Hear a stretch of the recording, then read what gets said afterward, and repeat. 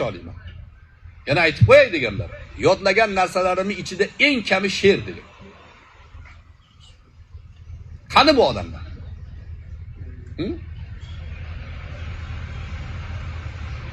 Abdullah ibn Mas'ud radhiyallohu anhu. Xurmoga mana shu xurmo shu. Oyoq bilan chiqarganlar. Chiqqanlarida oyoqlarining to'fiqlari ingichka ekanda ko'rib kulishgan ekan sahobalar. Kulganda payg'ambar alayhissalom buni oyog'ini kichkinligidan kulyapsizlarmi? Qiyomat kunida buni har bir oyog'i Uhudcha bo'ladi deganlar. Nimaga dalolat? Abdullah ibn Mas'ud radhiyallohu anhu sahobalar ichida olim zot bo'lgan, ilm egasi bo'lgan, qorni och bo'lgan, ilmi to'q bo'lgan, miya butun bo'lgan odamlar, qalbi iymonga to'lgan odamlar. Shogirdi Ibrohim Nahai, Alqamani shogirdi Hammod ibn Sulaymon. Hammod ibn Sulaymonni shogirdi Abu Hanifa bo'ladi. Yer yuzida 70% musulmon Abu Hanifaning mazhabida diniga amal qiladi. Uhuddan katta ekanmi oyog'i?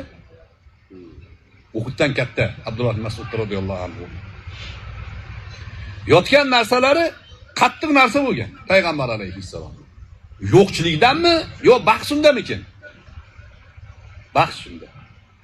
O bo'yningizdagi astroxandroz bo'lsin, belingizdagi grija bo'lsin, hammasi o'sha spalningizni 3 qator, 5 qatorligida.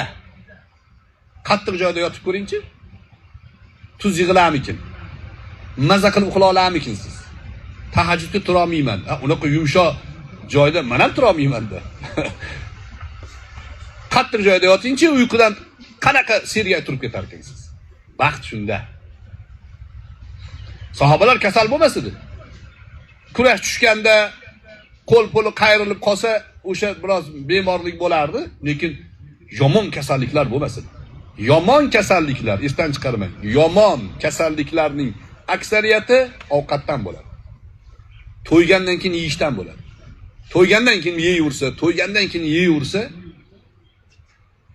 hozirgi kunda aptekalarda eng ko'p sotiladigan dorilar hazm qiluvchi dorilar. Hazm qiluvchi. Adashmasam shu Abdulloh ibn Mas'ud radhiyallohu anhu ga bir kishi shunaqa dori olib kelgan. Bu qanaqa dori? Bu nima bu deganda, yegan ovqatingizni hazm qiladigan deganda, men unaqa hazm qiladigan darajada ovqat yemayman degan. Arab johiliyatida bir ovqatni yesa, qorni to'yib qolsa, yangi ovqat yeb qoldi. U ham shirin u. U johillar oldingi yegan ovqatini qayd qilib orar ekan. Kelib yangisini yeyish uchun. Johiliyat bu.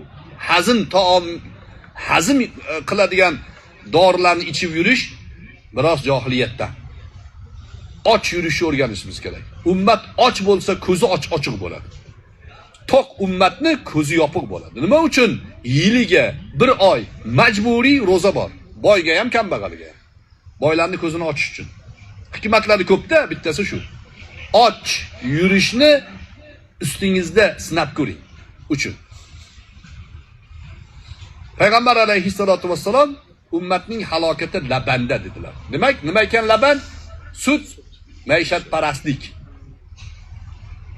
Bir ovqat uchun yig'ilib, o'tirib, uni kartishkasidan, sabzisidan, guruchidan, go'shtidan o'tirib gaplashib vaqtini o'tkazayotgan ummat qayoqqa boradi bilmayman. Alixon To'rasog'ini Alloh rahmat qilsin, Turkiston qayg'usida shuni aytgan. Agar biz oshga yig'ilganni singari muhim ishlarga yig'ilganimizda edi, qancha ishlarni qilardik degan. Oshga yig'ilamiz, muhim ishlarga yig'ilmaymiz. Urflar, qadriyatlarga men bir narsa demoqchi emasman. Saodat qayerda degan savolni bir tomonini mana shu hadis orqali aytmoqchiman. Alloh taolo haqdan ayirmasin. Kitob va sunnatga amal qilishda ulamolarimizni etagini tutishimizni Alloh nasib qilsin. Dinimizga amal qilib borishligimizda Alloh taolo ko'zimizni ochiq, aqlimizni sog'lom, iymonimizni baquvvat, salomat qilsin. Sog'lom turmush tarzi deyapti. Hammasi yeyishga bog'liq. Ko'p odamlar haqiqatan semirib ketayotganlar bor. Yugurish bilan, sport bilan ozaman deb o'ylaydi. Yo'q. Ozish faqat yeyish bilan bo'ladi.